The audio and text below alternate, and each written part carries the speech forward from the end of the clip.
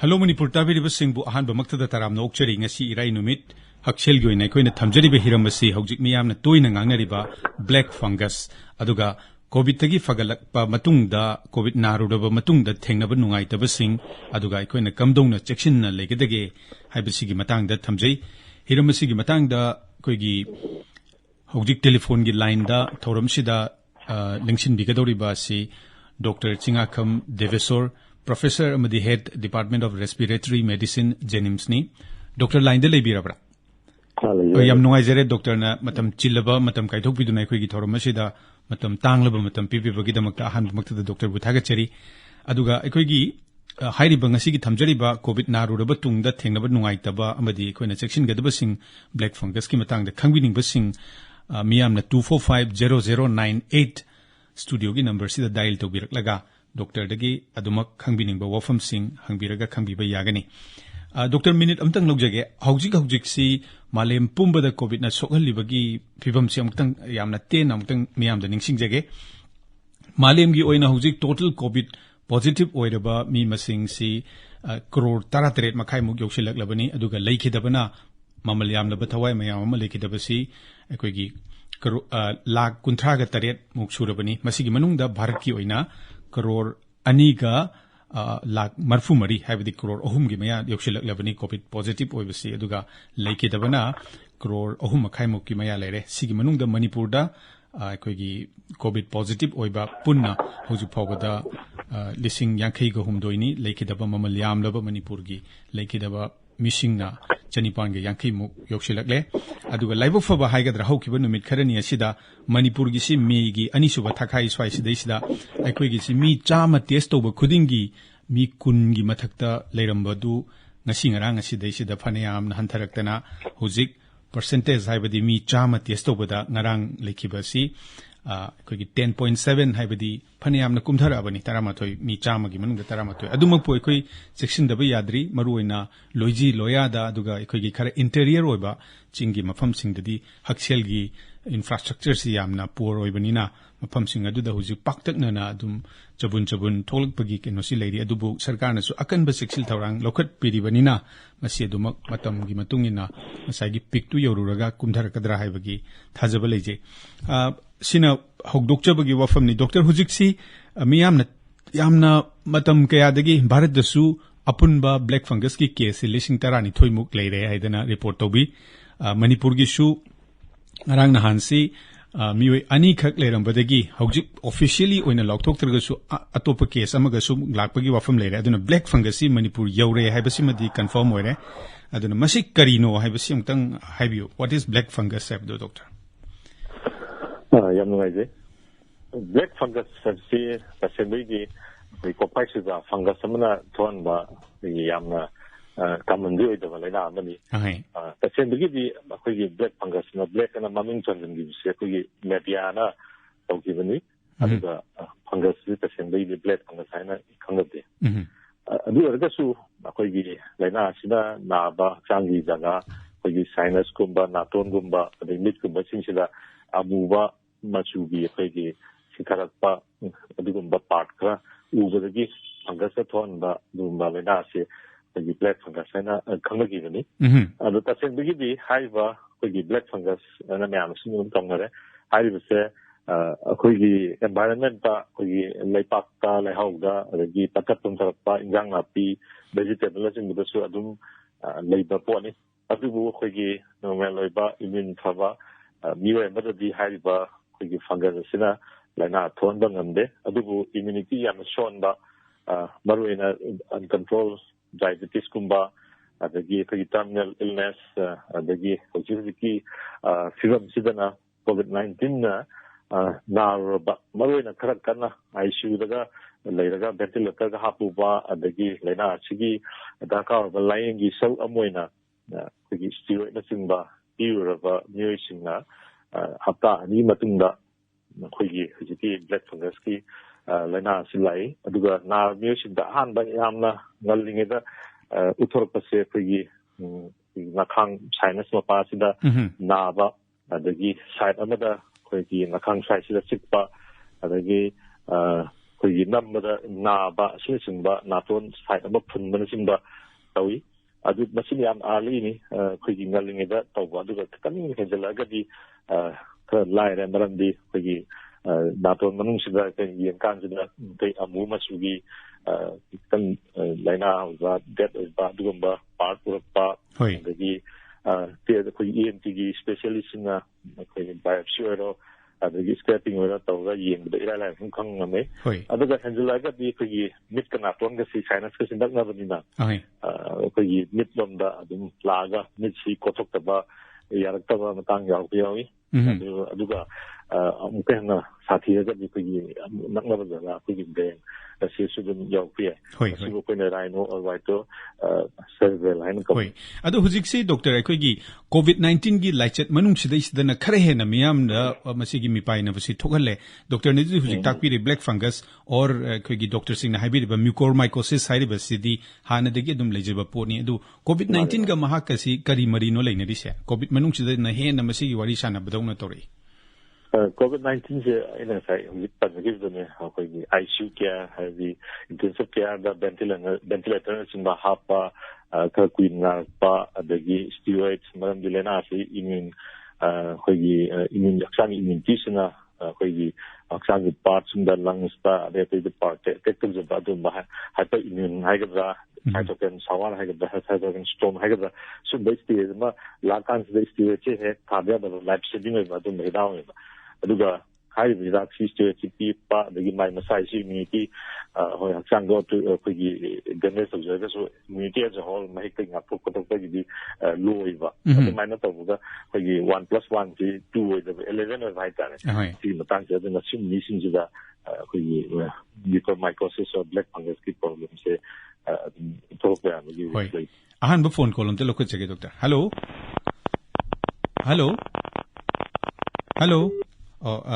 Dr. Cole si true oibang amdre ngaktan akoigi matungda mu call tobiraga I doctor da line pizege aduga masigi si aikoina chang covid gidi aikoigi mi amaga si puttaruk lapnana leiba marks uppa adagi aikoigi chathok khoto uraga su khutsa je toina hamba masima leire aduna hujiki mucormycosis black fungus ena miyamna kinari basa masina hakchang da karamna sangbage karamba matamda changbage masidagi de koina kari covid ki SOP sina adum masisu ngakthokpa ngamgadram ta tapiyo doctor hujiki ai haizer jibane mucormycosis black fungus ki problem se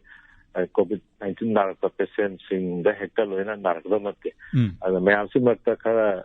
rare hoina yamna serious usalakpa ventilator da kawrakpa steroid ba kapa da kawrakpa adagi len loina masagi hanigi diabetes oiramba natagana oiram len diabetes detect hongjaga kona matamda COVID-19 positive kanda serious kanda diabetes lena khawpa aduga control tobase hande hongna khara waba adagi COVID-19 naragasu diabetes control se kitang why haiba myosin sida simbagi khigi mucormycosis ki lena jitenabani aduna atai hana khigi miyam tajana COVID-19 nadrini da narago hector loina mak narakadaba natte hoi line amta logjege to hello line khigi phone phangbiraba natra hoi ming lefam haibiraga wahang good morning takpi Tabirba sa tajere doctor do wahang hangbiro tabirba sa ai khoi tajere ya mai se na tajere ming lefam haibiro wahang hang ai asan ne begi makhata na bune ba ino ba takpi hoi doctor de khangden ni na hoi black fungus service mid to so adem so mid ko thop ya bi tan chlai ha bi na akhoi thinung de bore aman de bore soi ba pa to kaya to dum lokthokpai chance ayamana leitoribra sengam ta birum Funny doctor degi tabisi mana sanghi dori bagi matungda kadai da akoigi surgical intervention ji tor lokthokpagi matang chin doctor habiris mane ai haijege hojiki mucormycosis na common in nariba theory se akoigi sinus natongi adagi krendelagana mitta mucormycosis sotise adagi yam hendalagana umren ado akoina atai part di kya common hoide next common hara odi lung sanghaga akoigi pneumonia, fungus ki pneumonia, and COVID-19 pneumonia do nataba. Adu nebuga koigi ngantana detect torga di importation di injection sin naman salani yala kapaga di adum thermopy sapaga di. Aduga yamne jengaba koigi late stage da thengaba samna da Manipur ko ji thengai se late point. Aduna haiba these days already the entire koigi kanana habi ba point of the habi to get the yamna hojeng regadi mitu kotok daka hoje hoi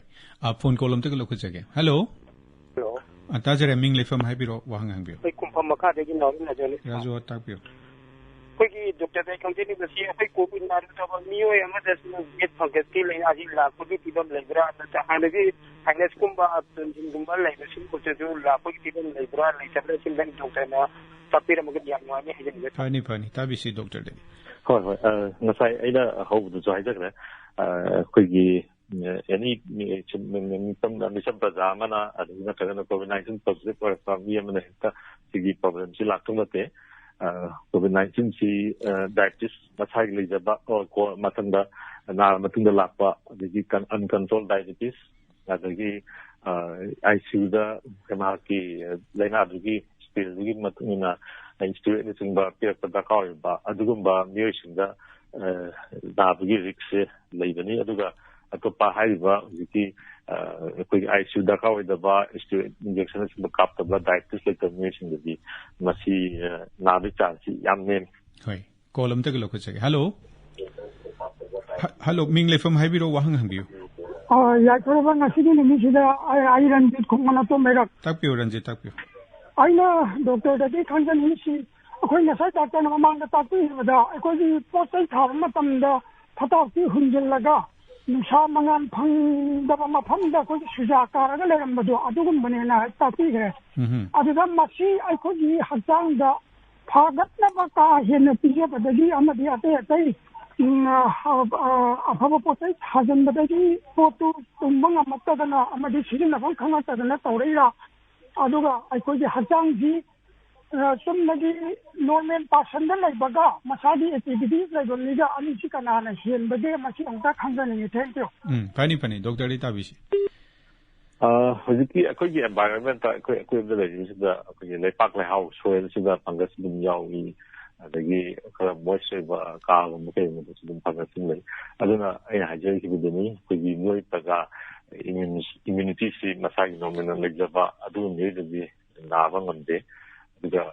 diabetes control to the diabetes adagi COVID-19 naraga ICU da ka ba adagi ventilator da ka ba stu anything ba immune low ina ba hai di man di immune health digi hogi cytokine storm na singa torpa adu mutation da administrative recovery adu magi na pe viksi khar leigi wani adu atop pajana di masigi ka hena kiningai oi hoi kolom te lo khachage doctor hello hello mani takpio ming le from highway ga wahang hangbio ai somo di morang tel bi oi takpio ai nang jening badi doctor da sin koigi immune system son ba mi da haiba black fungus si tawena hai adu black fungus si hana koigi already HIV test patient hingi immune system je already mo yam son baki koina khana lebo famne adu makoi de black fungus form to bagi pau si ta da ba adu ga post covid ID covid ta yamna severe oira ba kangbu si di black fungus sina mar mo kanda hujik se hen ngasagi covid tagi hen ki ba dugumba sinama ona tholpa lainari ba mari si sena kanda stereotype wafam ju palli adu lairiba situation sida hana severe oina na graba adu padi phagala ba kangbu si black fungus na dana ba advance oina makoida treatment piba yabagi system ji natragi hidak si leitabra pani later na madu puthokna na bage koina saika da pibam to fa koina still phabra ina khanjab pani doctor dita bisi hojiki haiba koigi saika biting the immune system go kalanda koigi HIV go badi aduna pastina kani haba leke marambi koigi HIV su ART ni jen tiga dana koigi immune phagana ba ART ni singba ꯃꯗꯨꯒꯤ ꯃꯦꯗꯤꯀꯦꯁꯟꯗꯣ ꯐꯖꯅ ꯂꯧꯔꯗꯤ ꯏꯝꯃ꯭ꯌꯨꯅꯤꯇꯤꯁꯨ ꯑꯗꯨꯝ ꯐꯒꯠꯂꯦꯕ ꯑꯗꯨꯅ ꯍꯧꯖꯤꯛ ꯍꯥꯏꯖꯕꯗꯨꯅ ꯑꯩꯈꯣꯏꯒꯤ COVID-19 ꯅꯥꯔꯛꯄ ICU ꯗꯔꯀꯥꯔ ꯑꯣꯏꯔꯛꯄ ꯌꯥꯝ ꯁꯦꯔꯤꯌꯁ ꯑꯣꯏꯅ ꯅꯥꯕ ꯚꯦꯟꯇꯤꯂꯦꯇꯔ ꯗꯔꯀꯥꯔ ꯑꯣꯏꯔꯛꯄ ꯁ꯭ꯇꯦꯔꯣꯏꯗ ꯀꯥꯞꯄ ꯗꯔꯀꯥꯔ ꯑꯣꯏꯔꯛꯄ ꯑꯗꯨꯒꯤ ꯂꯣꯏꯅꯅ ꯍꯧꯖꯤꯛꯀꯤ ꯍꯥꯏꯔꯤꯕ ꯃꯁꯥꯒꯤ ꯑꯣꯟꯗ ꯑꯩꯈꯣꯏꯒꯤ ꯗꯥꯏꯕꯦꯇꯤꯁ ꯍꯥꯟꯅꯗꯒꯤ ꯍꯧꯅ ꯅꯠꯇ꯭ꯔꯒ ꯀꯣꯟꯅ ꯅꯥꯔꯛꯄ ꯁꯨꯃꯥꯏꯅ ꯇꯧꯕ ꯃꯤꯑꯣꯏꯁꯤꯡꯁꯤꯅꯅꯤ ꯅꯥꯗꯣꯏꯁꯦ ꯑꯗꯨꯅ ꯃꯁꯤꯗ ꯑꯩꯈꯣꯏꯅ ꯑꯩꯈꯣꯏꯒꯤ ꯆꯦꯛꯁꯤꯟꯒꯗꯕ ꯍꯥꯏꯕꯨ COVID-19ꯒꯤ ꯄꯦꯁꯦꯟ ꯑꯩꯈꯣꯏ ICUꯗꯒ ꯊꯝꯃꯤ ꯈꯣꯠꯂꯤꯕ ꯚꯦꯟꯇꯤꯂꯦꯇꯔ ꯍꯥꯞꯄꯤꯕ ꯑꯣꯛꯁꯤꯖꯦꯟ ꯄꯤꯔꯤꯕꯁꯤꯡꯁꯦ ꯑꯩꯈꯣꯏꯅ ꯑꯣꯛꯁꯤꯖꯦꯟꯁꯤ ꯃꯥꯒꯤ ꯍ꯭ꯌꯨꯃꯤꯗꯤꯐꯥꯏꯌꯔ ꯂꯩꯍꯟꯕ ꯃꯗꯨ ꯏꯁꯤꯡꯁꯤ ꯑꯐꯕ ꯁ꯭ꯇꯦꯔꯥꯏꯜ ꯑꯣꯏꯕ ꯑꯗꯒꯤ ꯗꯤꯁꯇꯤꯜ ꯋꯥꯇꯔꯒꯨꯝꯕ ꯀꯩꯒꯨꯝꯕ ꯍꯥꯞꯄ ꯑꯗꯒꯤ ꯍꯞꯇꯥ ꯈꯨꯗꯤꯡꯒꯤ ꯏꯁꯤꯡꯁꯤ ꯆꯦꯟꯖ ꯇꯧꯕ ꯑꯗꯨꯒ ꯃꯔꯨꯑꯣꯏꯅ ꯄꯦꯁꯦꯟ ꯆꯦꯟꯖ ꯇꯧꯔꯛ ꯇꯥꯔꯒꯗꯤ ꯍꯥꯟꯅ ꯑꯃꯅ ꯁꯤꯖꯤꯟꯅꯔꯝꯕ ꯑꯣꯏꯕ ꯇꯥꯔꯗꯤ ꯃꯊꯪꯒꯤ ꯄꯦꯁꯦꯟ ꯑꯃꯅ ꯁꯤꯖꯤꯟꯅꯔꯝꯗꯥꯏꯗ ꯍꯦꯛ ꯆꯦꯟꯖ ꯇꯧꯕꯤꯕ ꯃꯁꯤꯁꯨ ꯑꯗꯨꯝ ꯆꯦꯛꯁꯤꯟ ꯊꯧꯔꯥꯡꯅꯤ ꯑꯗꯨ ꯃꯁꯤꯗꯒꯤ ꯂꯧꯋꯦ ꯍꯥꯏꯕꯒꯤ ꯄ꯭ꯔꯨꯐꯇꯤ ꯂꯩꯇ꯭ꯔꯒꯁꯨ ꯑꯗꯨ ꯑꯦꯅꯤ ꯑꯩꯈꯣꯏꯒꯤ ꯔꯤꯃꯣꯇꯦꯁ ꯄꯣꯁꯤꯕꯤꯂꯤꯇꯤꯁ ꯑꯗꯨം ꯈꯜꯂꯒ ꯑꯗꯨ ꯆꯦꯛꯁꯤꯟ ꯊꯧꯔꯥꯡ ꯑꯗꯨꯝ ꯃꯁꯤꯒꯤꯁꯤ ꯂꯧꯈꯠꯂꯣ ꯍꯥꯏꯅꯩ ꯑꯗꯨꯒ ꯑꯩꯈꯣꯏꯒꯤ ꯗꯔꯀꯥꯔ ꯂꯩꯇ꯭ꯔꯒꯗꯤ ꯁ꯭ꯇꯤꯔꯣꯏꯗꯁꯤꯡꯕ ꯄꯤꯕꯁꯤ ꯑꯩꯈꯣꯏꯒꯤ ꯗꯣꯁꯁꯦ ꯑꯩꯈꯣꯏꯒꯤ ꯂꯣ ꯑꯣꯏꯅ ꯄꯤꯕ ꯑꯗꯨꯒ ꯌꯥꯝ ꯁꯥꯡꯅ ꯄꯤꯖꯗꯕ ꯑꯗꯨꯒ ꯏꯟꯗꯤꯌꯥꯒꯤ ꯃꯐꯝꯁꯤꯡꯗ ꯑꯩꯈꯣꯏꯒꯤ ꯍꯦꯕꯤꯠ ꯑꯣꯏꯅ ꯄ꯭ꯔꯦꯛꯇꯤꯁꯅꯔꯁꯤꯡꯅ ꯁ꯭ꯇꯤꯔꯣꯏꯗꯁꯤ ꯗꯔꯀꯥꯔ ꯑꯣꯏꯕꯗꯒꯤ ꯍꯦꯟꯅ ꯁꯥꯡꯅ ꯄꯤꯊꯕꯒꯨꯝꯕ ꯃꯥꯒꯤ ꯏꯐꯦꯛꯁꯟ ꯂꯩꯇꯕꯤꯗ ꯑꯗꯨꯝꯕꯒꯤ ꯐꯅꯕꯅꯤ ꯍꯥꯏꯗꯨꯅ ꯑꯗꯨꯝꯕ ꯁꯤꯖꯤꯟꯅꯕꯒꯤ ꯑꯗꯨꯝꯕ ꯇ꯭ꯔꯦꯗꯤꯁꯟ ꯑꯃ ꯑꯩꯈꯣꯏ ꯂꯩꯕꯗꯧꯅ ꯇꯧꯋꯤ ꯃꯗꯨꯁꯨ ꯑꯩꯈꯣꯏ ꯌꯥꯔꯤꯉꯩ ꯇꯧꯗꯅꯕ ꯍꯣꯠꯅꯕꯤꯕꯗ ꯃꯁꯤ ꯇꯉꯥꯏꯐꯗꯦ ꯍꯣꯏ ꯑꯗꯨꯒ ꯃꯁꯤꯗꯒꯤ ꯉꯥꯛꯊꯣꯛꯅꯕꯒꯤ ꯍꯤꯗꯥꯛ ꯂꯥꯡꯊꯛꯀꯤ ꯃꯇꯥꯡꯁꯤꯗꯤ ꯑꯩꯈꯣꯏ ꯃꯅꯤꯄꯨꯔ ꯁꯔꯀꯥꯔꯅ ꯍꯥꯟꯅꯅ ꯃꯁꯤ ꯂꯥꯛꯀꯗꯣꯔꯦ ꯍꯥꯏꯕꯒꯤ ꯂꯩꯕꯅꯤꯅ ꯍꯤꯗꯥꯛ ꯂꯥꯡꯊꯛꯀꯤꯗꯤ ꯑꯗꯨꯃꯛ ꯁꯦꯝ ꯁꯥꯕꯤꯔꯝꯃꯒꯅꯤ ꯍꯥꯏꯕꯒꯤ ꯁꯦꯝ ꯁꯥꯕ ꯂꯩꯔꯦ ꯑꯩꯈꯣꯏ ꯑꯦꯝꯄꯦꯇꯦꯁꯤꯟꯗꯤ ꯃꯁꯤ ꯒꯣꯔꯃꯦꯟꯅ ꯑꯣꯔꯗꯔ ꯇꯧꯗꯨꯅ ꯁ꯭ꯇꯣꯛꯇ ꯊꯝꯅꯕ ꯍꯣꯠꯅꯔꯤ ꯍꯣꯏ ꯍꯣꯏ ꯑꯗꯨ ꯑꯩꯈꯣꯏꯒꯤ ꯍꯤꯗꯥꯛꯁꯦ ꯌꯥꯝ ꯇꯥꯡꯕ ꯑꯗꯒꯤ ꯑꯃꯔꯣꯝꯗ ꯍꯥꯏꯔꯒ ꯇꯥꯡꯕꯗ ꯅꯠꯇꯅ ꯄꯤꯕꯗꯁꯨ ꯌꯥꯝ ꯇꯣꯛꯁꯤꯛ ꯑꯣꯏꯕ ꯍꯤꯗꯥꯛ ꯑꯣꯏꯕꯅꯤ ꯍꯣꯏ ꯍꯣꯏ ꯑꯗꯨꯅ ꯃꯁꯤꯁꯨ ꯇꯉꯥꯏꯐꯗꯕ ꯑꯩꯈꯣꯏꯒꯤ ꯄꯨꯟꯁꯤ ꯀꯟꯅꯅꯕꯒꯤꯗꯃꯛꯇ ꯁꯤꯖꯤꯟꯅꯕ ꯃꯃꯜꯁꯨ ꯇꯥꯡꯕ ꯑꯗꯨꯒ ꯃꯥꯒꯤ ꯃꯁꯤꯗ ꯍꯛꯆꯥꯡꯗ ꯂꯩꯍꯧꯕ ꯃꯈꯥꯛ ꯐꯠꯇꯕꯁꯨ ꯂꯩꯕꯅꯤꯅ ꯑꯦꯅꯤꯋꯦ ꯃꯊꯪꯗ ꯗꯣꯛꯇꯔ ꯍꯧꯖꯤꯛꯀꯤ ꯄꯣꯁ ꯀꯣꯚꯤꯗꯀꯤ ꯀꯣꯚꯤꯗ ꯅꯥꯔꯨꯔꯒ ꯐꯒꯠꯂꯛꯂꯕꯁꯤꯡꯁꯦ ꯄꯣꯁ ꯀꯣꯚꯤꯗ ꯃꯇꯨꯡꯁꯤꯗꯩꯁꯤꯗ ꯇꯣꯉꯥꯟ ꯇꯣꯉꯥꯟꯕ ꯅꯨꯡꯉꯥꯏꯇꯕꯁꯤꯡ ꯍꯛꯆꯥꯡꯗ ꯍꯥꯟꯅꯒꯤ ꯀꯜꯂꯝꯕ ꯄꯥꯡꯒꯜꯗꯨ ꯍꯦꯛ ꯐꯪꯗꯕꯒꯨꯝꯕ ꯁꯣꯔ ꯍꯣꯟꯕꯗ ꯆꯅꯤꯡ ꯆꯃꯥꯡ ꯆꯝꯅꯗꯕꯒꯨꯝꯕ ꯁ꯭ꯇꯦꯇꯁꯇꯕꯨꯗꯤ ꯑꯩ ꯅꯦꯒꯦꯇꯤꯚ ꯑꯣꯏꯔꯦ ꯍꯥꯏꯕꯒꯤ RT-PCR ꯕꯨꯗꯤ ꯍꯥꯏꯔꯕ ꯀꯔꯤ ꯅꯨꯡꯉꯥꯏꯇꯕꯁꯤꯡ ꯊꯦꯡꯅꯩ ꯑꯝꯇ ꯇꯥꯛꯄꯤꯌꯨ ꯑꯩꯈꯣꯏꯒꯤ COVID-19 ꯄꯣꯖꯤꯇꯤꯚ ꯑꯣꯏꯗꯕ ꯅꯠꯇ꯭ꯔꯒ ꯃꯥꯒꯤ ꯁꯤꯝꯇꯣꯝ ꯂꯥꯛꯑꯕ ꯑꯩꯈꯣꯏꯒꯤ ꯑꯍꯥꯟꯕ ꯂꯩꯕ ꯑꯗꯨꯗꯤ ꯃꯇꯨꯡ ꯊꯥ ꯑꯃ ꯐꯥꯎꯕꯗꯤ ꯈꯔꯗꯤ ꯑꯗꯨꯝ ꯅꯨꯡꯉꯥꯏꯇꯕ ꯌꯥꯏ ꯑꯗꯨꯕꯨ ꯀꯔꯤꯒꯨꯝꯕ ꯍꯥꯏꯔꯤꯕ ꯅꯨꯡꯉꯥꯏꯇꯕꯁꯤꯡꯁꯤ ꯊꯥ ꯑꯃ ꯃꯇꯨꯡꯗꯁꯨ ꯑꯗꯨꯝ ꯂꯩꯔꯕ ꯅꯠꯇ꯭ꯔꯒꯅ ꯑꯇꯣꯞꯄ ꯅꯨꯡꯉꯥꯏꯇꯕ ꯈꯔ ꯊꯥ ꯑꯃ ꯃꯇꯨꯡꯗ ꯂꯥꯛꯑꯕ ꯑꯗꯨ ꯑꯣꯏꯔꯒꯗꯤ ꯑꯩꯈꯣꯏꯅ ꯃꯁꯤ ꯄꯣꯁ ꯀꯣꯚꯤꯗꯀꯤ ꯄ꯭ꯔꯣꯕ꯭ꯂꯦꯝꯅꯤ ꯍꯥꯏꯅ ꯂꯧꯅꯤ ꯑꯗꯨꯒ ꯃꯔꯨꯑꯣꯏꯅ ꯆꯌꯣꯜ 19 ꯃꯅꯨꯡꯗ ꯑꯗꯨꯝ ꯐꯗꯣꯏꯅꯤ ꯑꯗꯨꯒ ꯆꯌꯣꯜ 19ꯒꯤ ꯐꯥꯎꯕꯗ ꯐꯗ꯭ꯔꯒꯗꯤ ꯑꯩꯈꯣꯏꯅ ꯂꯣꯡ ꯀꯣꯚꯤꯗ ꯑꯅ ꯍꯥꯏꯅꯩ ꯑꯗꯣ ꯀꯃꯟ ꯑꯣꯏꯕ ꯑꯩꯈꯣꯏꯒꯤ ꯍꯧꯖꯤꯛꯀꯤ ꯄꯣꯁ ꯀꯣꯚꯤꯗꯀꯤ ꯄ꯭ꯔꯣꯕ꯭ꯂꯦꯝꯁꯤ ꯌꯥꯝ ꯀꯃꯟ ꯑꯣꯏꯕꯗ ꯍꯥꯏꯖꯔꯕꯗ ꯑꯩꯈꯣꯏ ꯐꯦꯇꯤꯛ ꯍꯥꯏꯕꯗꯤ ꯍꯛꯆꯥꯡꯁꯤ ꯌꯥꯝ ꯀꯥ ꯍꯦꯟꯅ ꯆꯣꯛꯊꯕ ꯐꯃꯨꯡꯗꯒꯤ ꯀꯨꯝꯊꯕ ꯍꯦꯛ ꯉꯝꯗꯕ ꯒꯥꯔꯤꯗꯒꯤ ꯀꯨꯝꯊꯐꯥꯎꯗ ꯇꯨꯒꯦ ꯇꯧꯕ ꯑꯗꯨꯒꯨꯝꯕ ꯑꯗꯒꯤ ꯗ꯭ꯔꯥꯏ ꯀꯐ ꯍꯥꯏꯗꯤ ꯂꯣꯛꯁꯤ ꯊꯣꯛꯇꯕꯤꯗ ꯌꯥꯝ ꯀꯪꯈꯨ ꯈꯨꯕ ꯑꯗꯒꯤ ꯁꯣꯔ ꯋꯥꯕ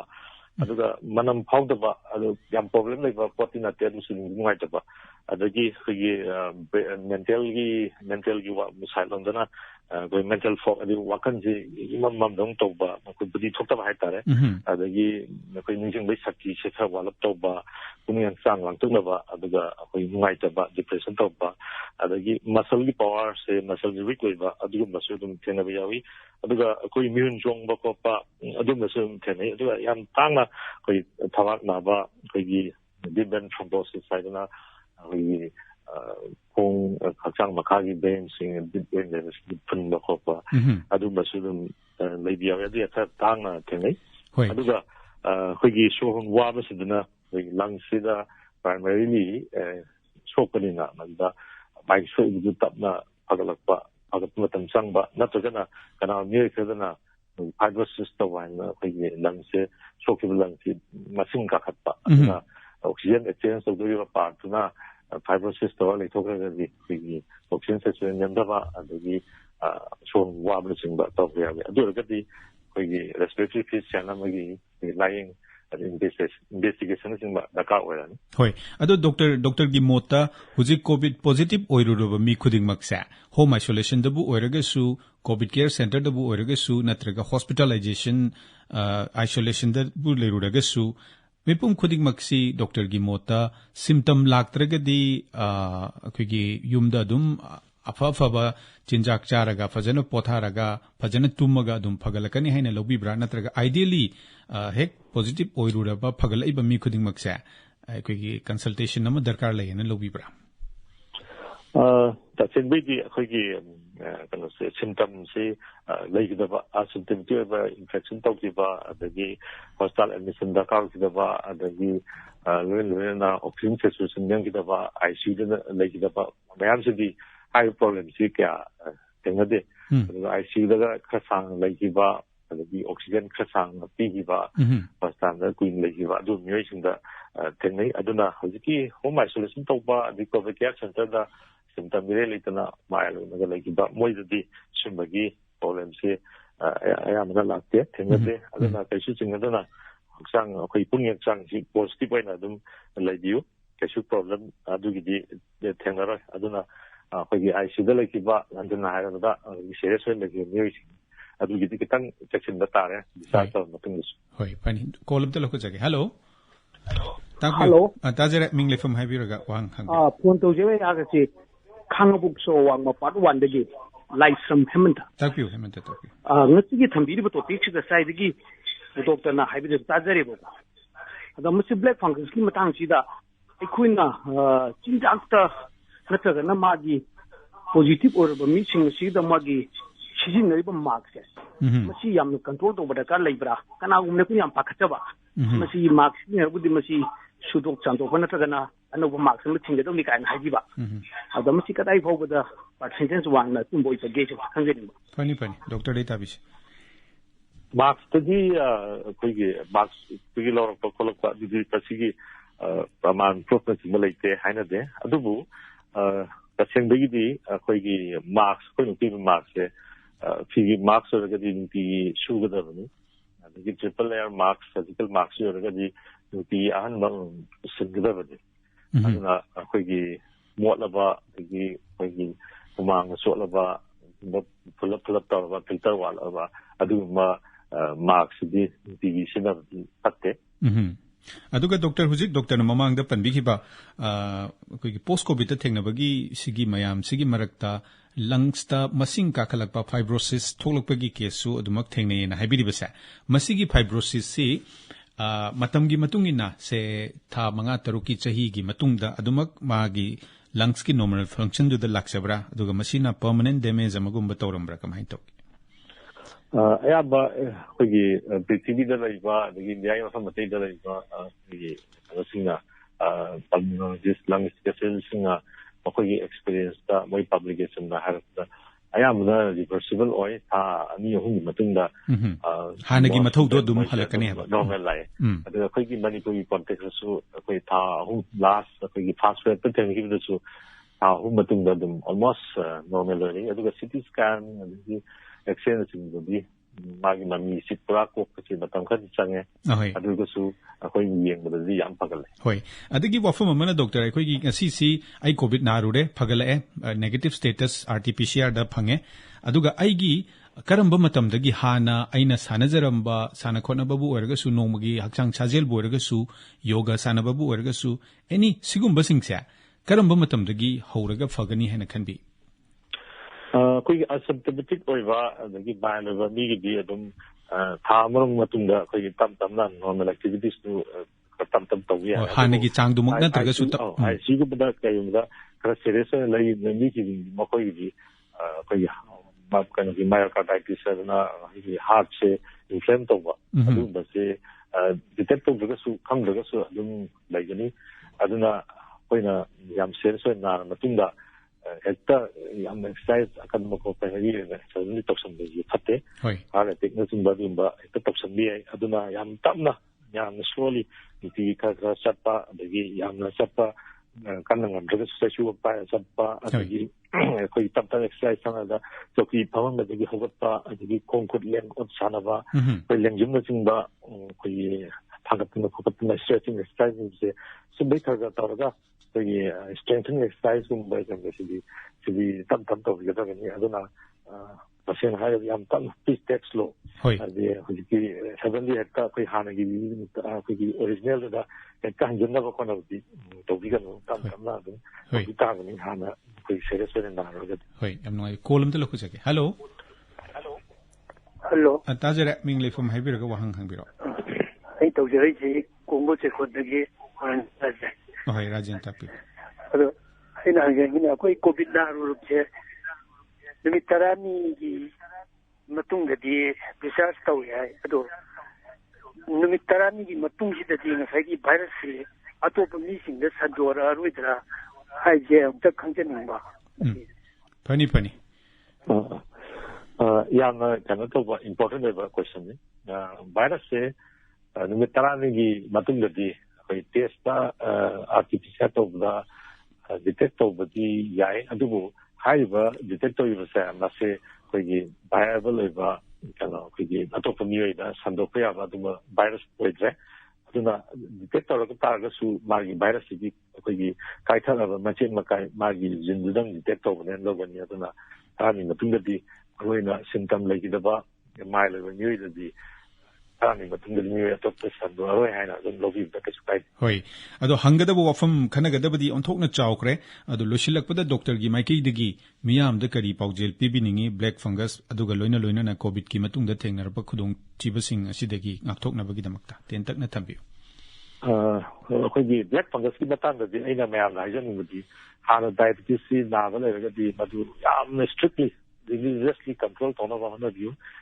koi diabetes yen basom yan yin ba doctor da tanara ga na ba ya da na online taga koi gi whatsapp gi sms ku tang da is man blood sugar fasting da suglai correspondent da suglai ina am sari ba na ka ba deduction do ya ri ko ba na tum ya strictly hana view aduga koi gi diabetes si koi kan chin ga gi hai gi hana naram da ba covid-19 positive oraga solution jamba outsourcing meeting yen kana nemak ba do my solution do oro covid care center oro modu matang si ora gadi koi sugar si wang ba hai na koi blood sugar si glucometer ta yam phun yen toki ga ba baram di hana diabetes level da ni si covid-19 positive ora kan da koi diabetes lak pi yawe ni hana diabetes level ma kangbu sina disease handle up control wa mi so yam nungai jere doctor aduna khoi matam si akakna bo oibani na black fungus amadi covidtagi phagalaklaba matung da Cheksingadabasing gi matang da Department of Respiratory Medicine JNIMS ki professor amadi head oina lebiri ba Dr. Chingakham Debeshwor na ofum kya takfi ki ba Dr. bu thagacheri